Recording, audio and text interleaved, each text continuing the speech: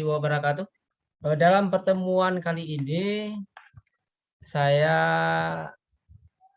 sesuai jadwal ya. Ini pertemuan yang kedua, yaitu mata kuliah perilaku organisasi atau organization behavior. Itu semester 6. Jadi kalian tolong simak, nanti kalau sudah saya sampaikan materi, silakan kalian mungkin yang belum mengerti silakan ditanyakan. Oke, perilaku organisasi pada pertemuan sebelumnya itu adalah bagaimana perilaku organisasi itu ada karakteristik. Bagaimana perilaku itu ada beberapa poin yang menandakan adanya karakteristik. Nah, pertemuan yang kali ini itu ada perilaku organisasi. Jadi faktor yang mempengaruhi perilaku organisasi. Itu di materi sekali ini saya akan membahas ada beberapa faktor yang mempengaruhi perilaku organisasi. Yang pertama adalah motivasi. Faktor kedua adalah persepsi. Kemudian yang ketiga adalah sikap. Yang keempat adalah kepribadian. Yang kelima pembelajaran. Dan yang terakhir adalah perilaku kelompok. Nah, faktor-faktor inilah yang akan kita bahas dalam pertemuan yang kedua ini. Saya ulang kembali bagaimana perilaku organisasi. Kalau perilaku dalam satu organisasi itu adalah suatu tingkah laku bagaimana keadaan manusianya dalam suatu organisasi. Baik itu sikap, keadaan suatu yang ada di dalam suatu organisasi yang ada terjadi pada manusia itu sendiri. Nah, salah satu yang pertama adalah motivasi. Jadi motivasi adalah keinginan untuk melakukan sesuatu dan menentukan kemampuan bertindak untuk memuaskan kebutuhan individu. Jadi suatu kebutuhan atau need dalam teknologi berarti suatu kekurangan secara fisik atau psikologis yang membuat keluaran tertentu terlihat menjadi menarik. Itu menurut Robinson tahun 2002. Jadi motivasi adalah suatu keinginan. Jadi dalam kehidupan sehari-hari kita bisa melihat ada seorang motivasi seseorang untuk keinginan untuk menjadi maju. Seperti kalian juga seperti itu. Salah satunya adalah apa motivasi kalian untuk kuliah di STIA tersebut. Jadi motivasinya adalah untuk menjadi menambah pengetahuan, kemudian bagaimana bisa kesetaraan dengan orang lain. Selama ini hanya bisa punya pendidikan SMA, jadi saya bermotivasi untuk ingin maju. Bagaimana orang lain bisa maju dan lain sebagainya. Nah, kembali lagi kepada dalam suatu organisasi. Bagaimana perilaku seseorang bermotivasi untuk bekerja dengan sebaik mungkin. Misalnya seorang staf, dia bekerja tepat waktu, datang pagi hari, mengerjakan tugas dengan sepenuh hati, kemudian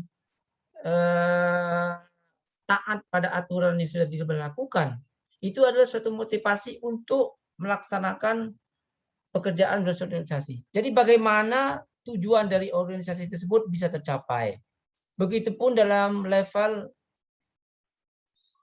pimpinan organisasi. Misalnya dalam organisasi publik ada di dinas, misalnya dinas Dukcapil. Seorang kepala dinas punya tanggung jawab, punya motivasi. Bagaimana dia bisa mengayomi seluruh orang-orang yang dalam organisasi tersebut bisa bekerja dengan baik, bisa bertanggung jawab, dan bisa melaksanakan pekerjaan yang diamanahkan kepadanya sehingga dia bisa ditempatkan di tempat yang sesuai dengan background pendidikannya. Nah, motivasi ini adalah sangat penting. Jadi suatu keinginan. Jadi kalau kita bekerja itu adalah keinginan itu pertama dalam suatu organisasi, misalnya di dalam satu dunia pekerjaan bisnis. Jadi motivasi kita pertama kita ingin mendapatkan penghasilan. Nah, bagaimana dalam mengatur penghasilan tersebut tentunya diiringi dengan kewajiban.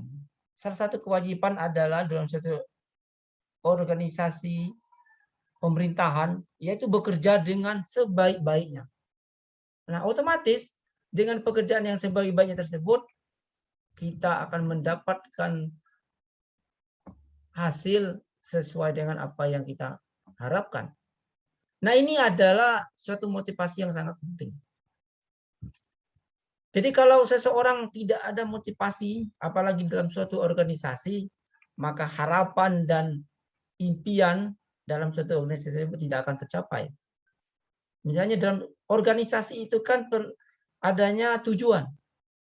Misalnya kita di dalam organisasi lembaga kita, jadi STIA, itu punya tujuan. Bagaimana tujuan lembaga STIA yang kita naungi saat ini bisa mencetak kader-kader administrator yang handal, bisa menciptakan sumber daya manusia yang handal di bidang administrasi. Nah, ini adalah motivasi kita. Jadi kalau kalian kuliah, belajar seperti yang dunia daring seperti ini adalah motivasi.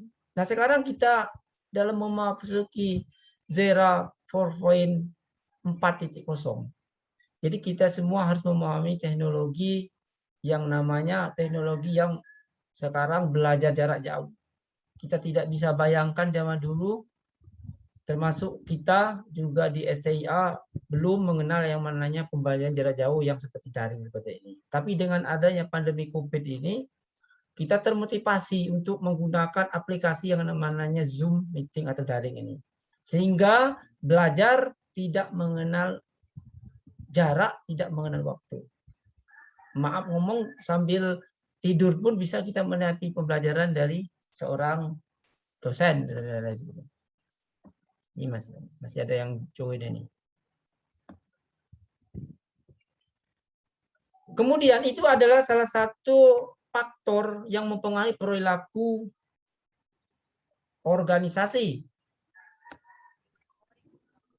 Nah, yang kedua adalah persepsi. Jadi bagaimana persepsi itu mempengaruhi perilaku organisasi. Apa yang dikatakan oleh Gibson dan kawan-kawan pada tahun 1989 dalam bukunya Organisasi dan Manajemen.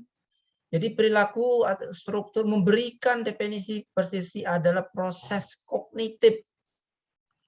Jadi proses kognitif yang dipergunakan oleh individu untuk menafsirkan dan menafsirkan dan memahami dunia sekitarnya terhadap objek.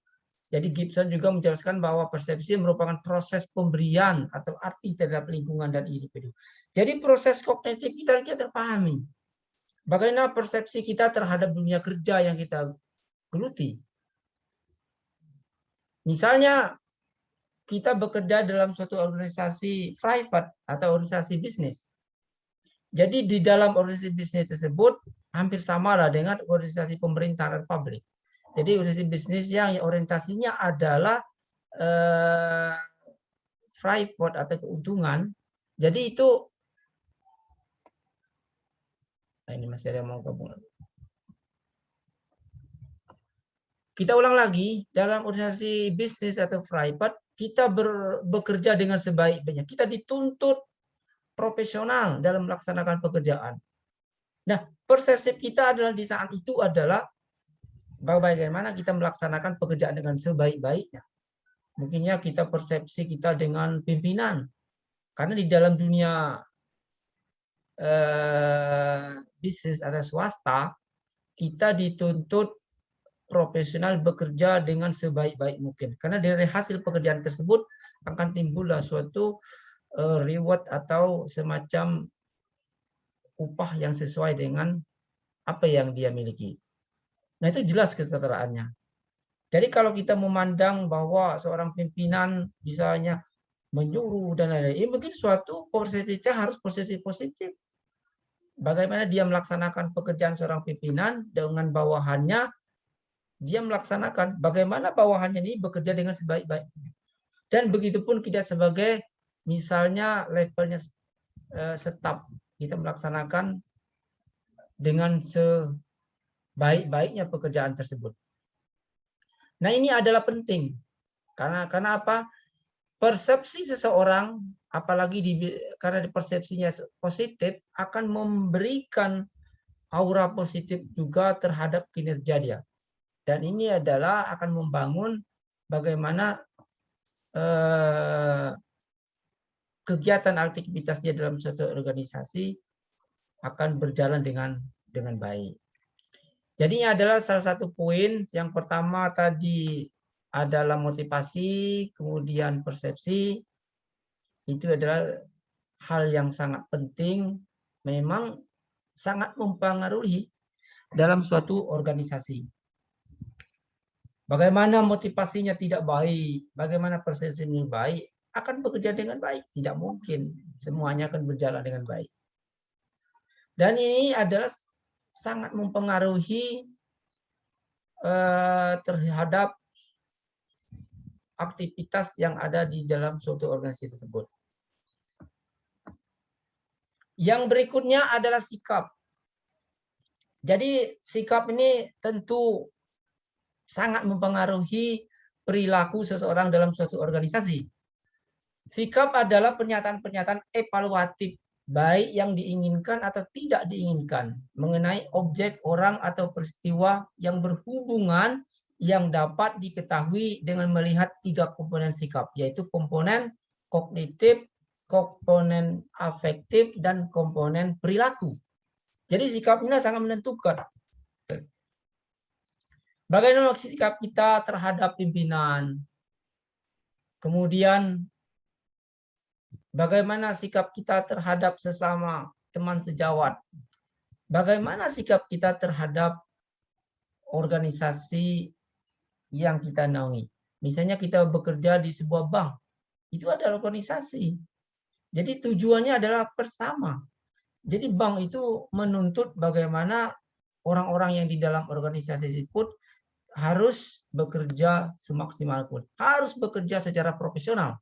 Kemudian sikap yang ada dalam organisasi tersebut akan mencerminkan sikap kepribadian kita. Misalnya kita terhadap pimpinan, bagaimana kita kalau bertemu kita menyapa dengan sebaik Assalamualaikum Pak, apa kabar Pak, itu adalah sikap. Bagaimana mencerminkan sikap kita terhadap apa yang kita lakukan di dalam suatu organisasi. Jadi sikap ini adalah hal yang sangat penting karena akan berdampak terhadap tujuan dari organisasi, akan berdampak terhadap perilaku orang-orang dalam suatu organisasi.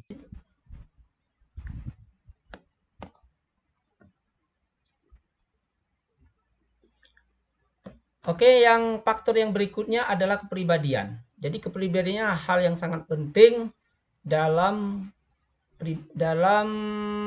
perilaku organisasi, perilaku pribadi dalam bagaimana mempengaruhi. Aduh, lewat tadi.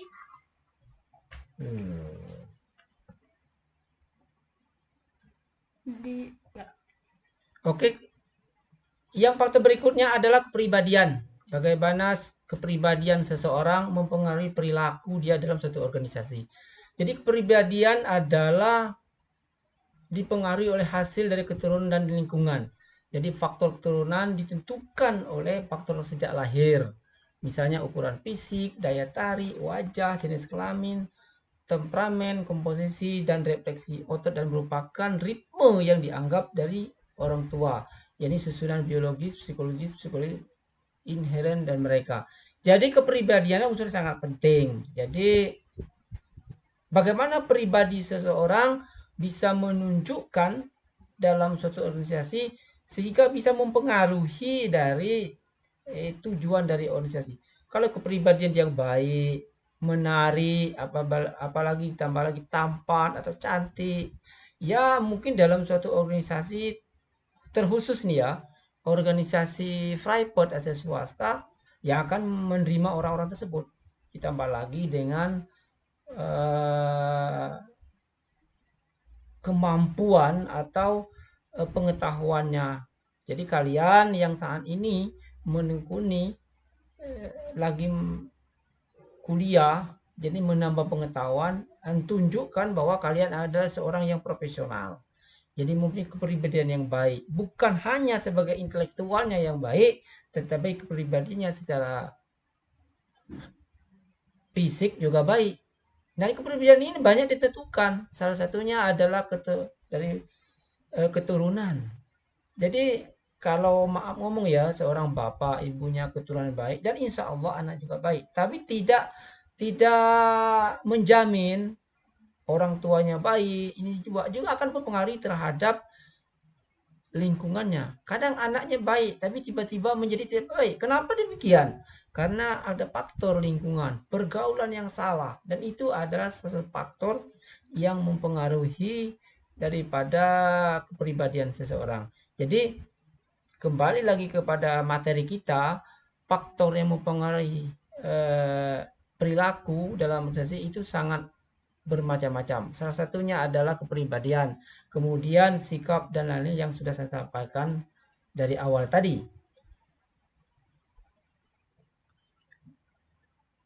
Oke, kita lanjutkan. Yang poin yang ketiga berikutnya adalah pembelajaran.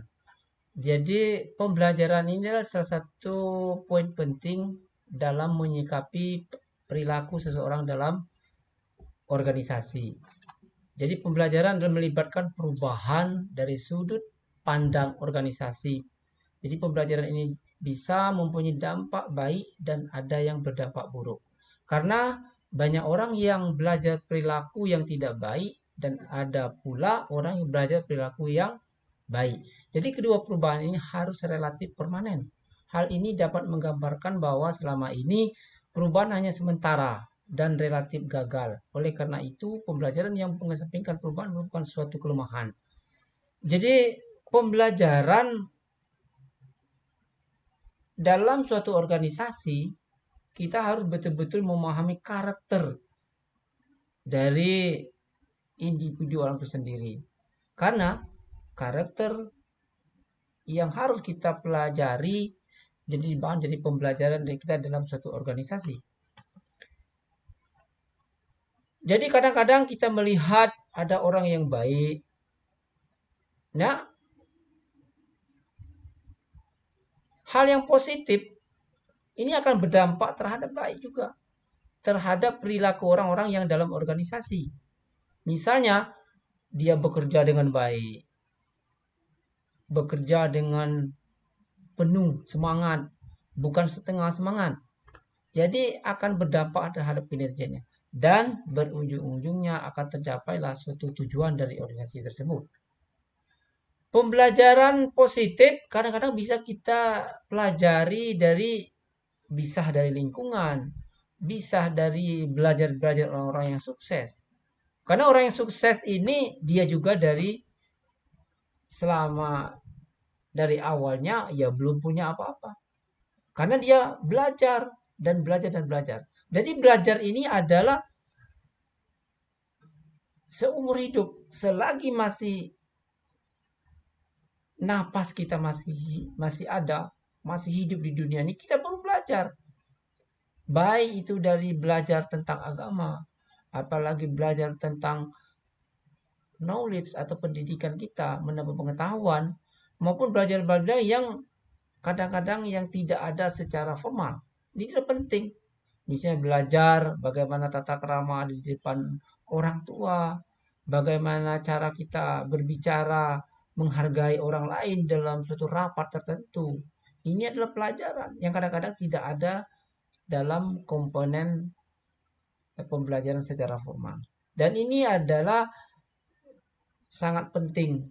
Kenapa? Pembelajaran ini perlu kita geluti dari semua aspek. Mungkin dari pendidikan non formal dan lain-lain. Jadi sekali lagi pembelajaran ini ada hal yang sangat penting karena akan menyangkut perilaku kita nanti di dalam suatu organisasi yang tentunya perilaku yang positif yang berdampak terhadap tujuan organisasi. Kemudian poin berikutnya adalah perilaku kelompok. Nah, ini adalah suatu hal yang sangat penting. Jadi perilaku kelompok ini juga akan berdampak terhadap bagaimana kelompok-kelompok ini akan membawa perubahan yang sangat signifikan, perubahan yang positif bagi tercapainya tujuan dari organisasi. Misalnya di organisasi yang skala sudah besar, misalnya di pemerintahan, adanya di dinas kesehatan. Jadi tujuannya apa? Bagaimana menciptakan pelayanan kesehatan yang lebih baik sehingga publik atau masyarakat merasa nyaman menikmati dari pelayanan apa yang kita rasakan. Jadi orang-orangnya harus melakukan perilaku kelompok yang sangat baik. Jadi kalau misalnya kelompok di sini disebutkan bahwa kelompok misalnya di bagian keuangan, kelompok dalam satu organisasi pemerintahan di bidang administrasi. Jadi adalah kelompok tertentu. Karena adanya banyaknya individu-individu yang ada di dalam organisasi tersebut. Nah, semuanya ini bekerja bersatu padu sebagaikan sistem yang menciptakan tujuan daripada sistem itu sendiri, yaitu tujuan daripada organisasi itu sendiri. Jadi pelikuan kelompok ini hal yang tidak boleh kita abaikan karena akan menjadikan tujuan daripada organisasi tersebut. Kalau perilaku kelompok ini baik dalam suatu organisasi, insya Allah organisasi yang kita miliki ini akan tercapai. Karena setiap organisasi itu punya visi dan misi yang tersendiri, yang sesuai dengan apa itu kelompoknya. Misalnya di Dinas Kependudukan dan Catatan Sipil, ini suatu organisasi pemerintahan. Jelas tujuannya adalah bagaimana kebalikan penduduk, misalnya catatan sipil, baik itu KTP, KK, data kependudukan, itu tercatat dengan baik. Begitu juga dengan organisasi pemerintahan yang lain, yaitu misalnya di kesehatan, bagaimana pelayanan kesehatan itu baik. Begitu juga dengan organisasi non pemerintahan private, misalnya kalau di Bengkulu ini misalnya di PDAM. Jadi PDAM ini adalah organisasi pemerintah tapi bukan dia adalah organisasi private. Jadi orientasinya keuntungan. Jadi pemerintah mempunyai dalam itu pemerintah daerah punya suatu usaha yang namanya PDAM. PDAM adalah badan usaha BUMN milik daerah yang tentunya di bawah naungan pemerintah daerah. Kalau di Kota Bengkulu di bawah naungan pemerintah Kota Bengkulu. Jadi dia melayani bagaimana suplai air bersih yang cukup untuk kebutuhan masyarakat Kota Bengkulu. Nah, ini adalah bagian sederhana yang sudah saya simpulkan bahwa ini anggap adalah organisasi.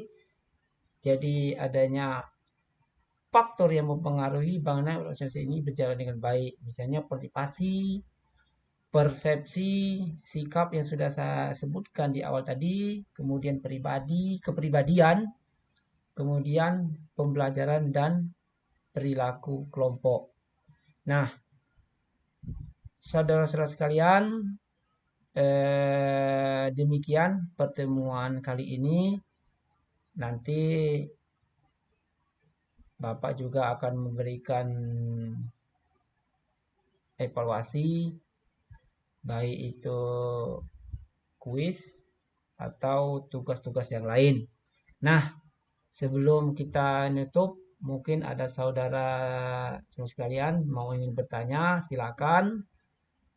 Dan tentunya pertanyaannya sesuai dengan tema kita pada materi kita, yaitu bagaimana perilaku faktor yang mempengaruhi perilaku organisasi. Saya rasa itu saja. Nanti sebelum saya tutup pertanyaan ini nanti, ya kita absen dulu sebagai bentuk partisipasi kalian bahwa kalian sudah mengikuti materi saya pada siang hari ini. Saya absen dulu ya.